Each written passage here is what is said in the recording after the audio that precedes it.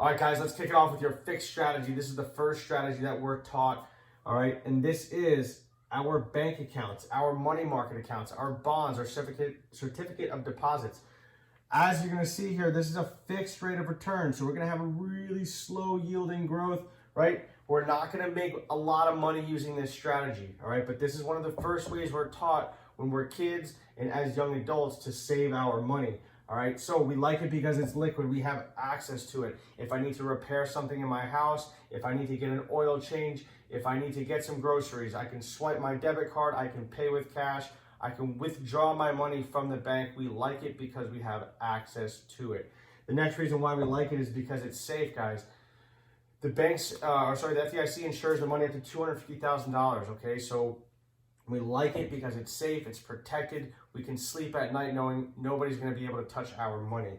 The reason why we don't like it, guys, is because, again, this slow rate of growth. The average interest rate in a savings account on average throughout the country is about 0.02%, depending on where you look, all right? If you have something like 1%, that's an anomaly. That's a phenomenal interest rate for a savings account, although we're going to explore this thing called the rule of 72 and explain to you why it's not so advantageous. Okay, so the rule of 72 states that if you take your current interest rate and you divide it into 72, that's how long it'll take your money to double.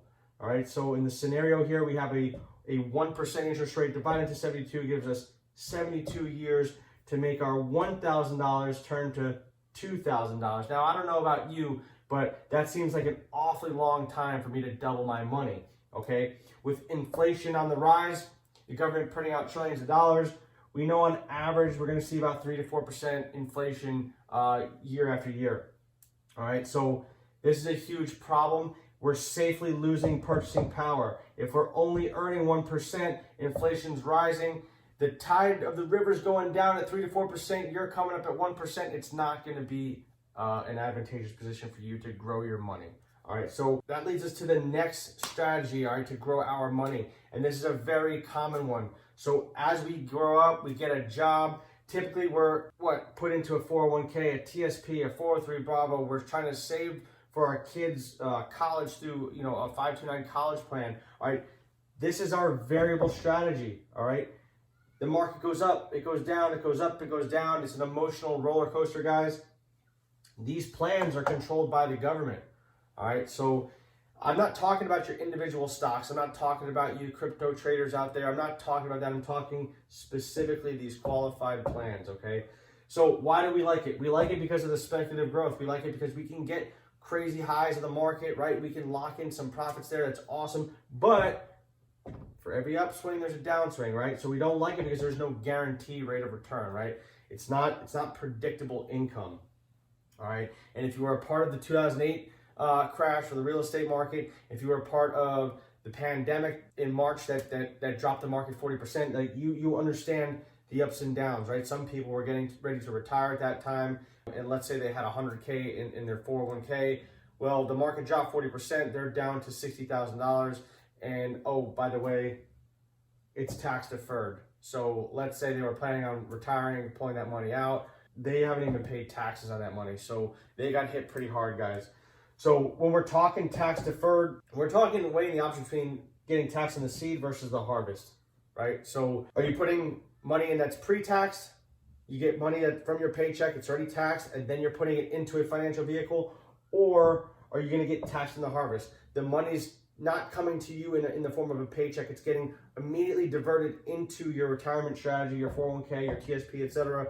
And then later on, you're going to be paying taxes on the harvest. So this is the difference between paying the $200 versus the $200,000, right?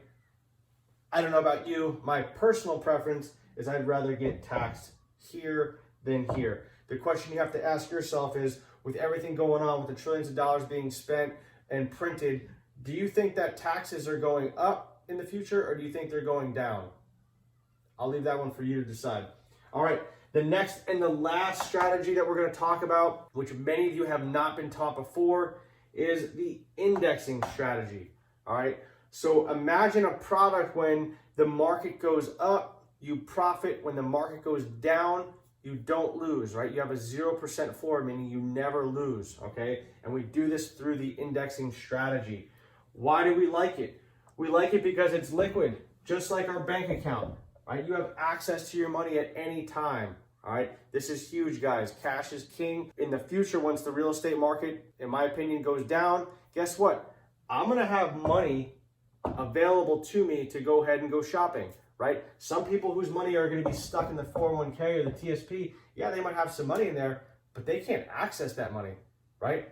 They can't do something on a whim when they see a deal, or they can't purchase the baseball card, they can't purchase the house, they can't purchase that car that they want, or whatever it is. They don't have access to it. So we like this because it's liquid.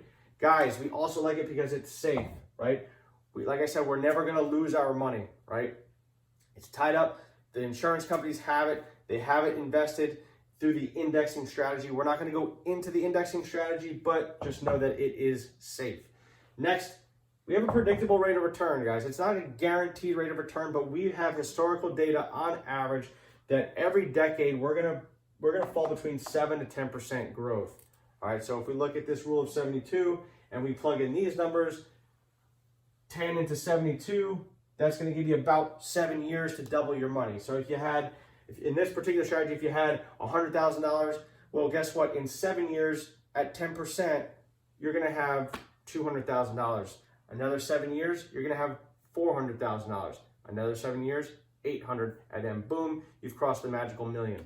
All right. So the next reason why we like this, because it's tax-free distribution, guys.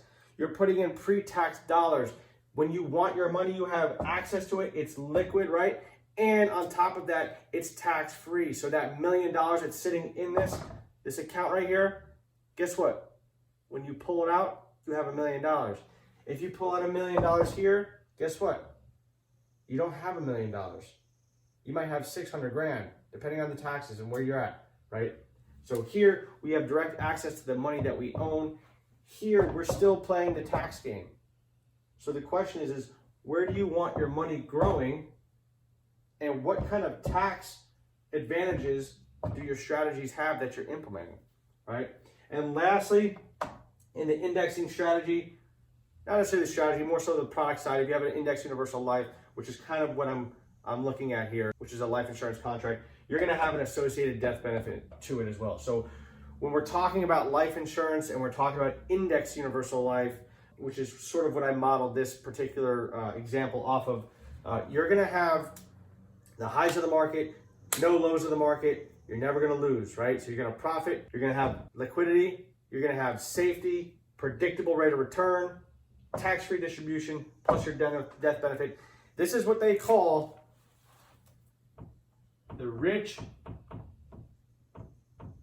man's Roth.